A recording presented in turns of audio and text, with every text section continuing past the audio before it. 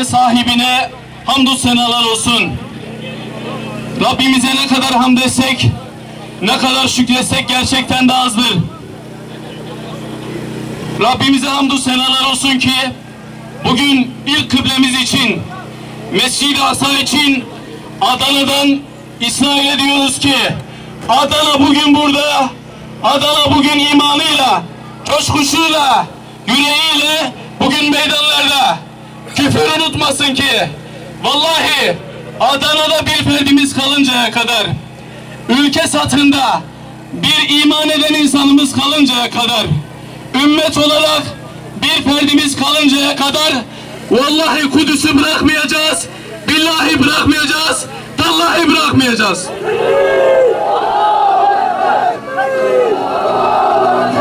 Ve Rabbimize dua ediyoruz. Diyoruz ki Allah'ım Hamas'ın, El-Kassam'ın, İslami cihadın Ya Rabbi attıklarını isabet ettir. Allah'ım zihinlerine buhran koy. Yüreklerine korku. Canlarına endişe. Kadınlarına çığlık. Erkeklerine telaş. Evlerine ateş düşür Ya Rabbi. Hamas'a selam, İşe devam. Hamas'a selam. Direniş. Kur'an-ı Kerim tilaveti için Filistin'den coğrafyamıza gelen Gazze'li kardeşimiz aramızda şu anda. Hüsam El-Nefar'ı mikrofona davet ediyorum. Buyurun üstadım. Euzu billahi mineşşeytanirracim. Bismillahirrahmanirrahim. Subhanellezî esrâ bi'abdihi leylen minel mescidil haram.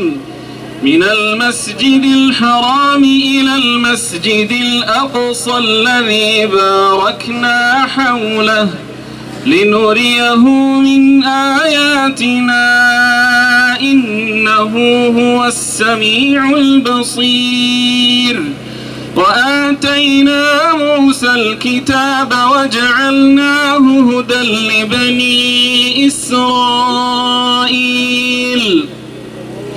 ألا تتخذوا من دوني وكيلا ذرية من حملنا مع نوح. Filistin saldırı altında. Kudüs kirli postallar altında eziliyor. Mescid-i Aksa gettolaşmış ruhların, terörist canilerin tasallutu altında. Ve bir halk direnmeye devam ediyor. İkiyüzlü dünyaya inat, başını kuma gömen idraksizlere inat. Bir halk, bir ümmet ölüme aldırış etmeden korkak düşmanın üzerine yürüyor. Atsız ve pusatsız.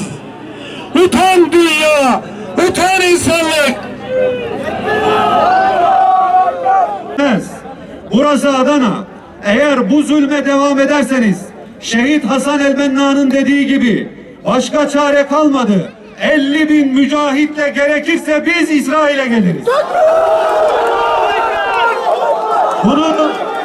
Bunu buradan söylerken bir hamaset olsun diye söylemiyoruz. Başta Türkiye Cumhuriyeti yöneticileri olmak üzere 57 İslam ülkesinin yöneticilerine sesleniyoruz ve diyoruz ki sizler de kınıyorsunuz, biz de kınıyoruz. Biz halkız, siz yöneticisiniz. Bilin ki eğer Kudüs düşerse siz de o koltuklarda oturamazsınız, bunu böyle bilin. Sözlerimi tamamlarken buradan özellikle çağrıda bulunuyoruz ve diyoruz ki İsrail'le bütün ilişkilerin bitirilmesini, ticari ilişkilerin bitirilmesini, bütün stratejik ortaklıkların bitirilmesini ve derhal bir Kudüs gücü kurularak, Kudüs barış gücü kurularak Filistin'e gönderilmesini istiyoruz.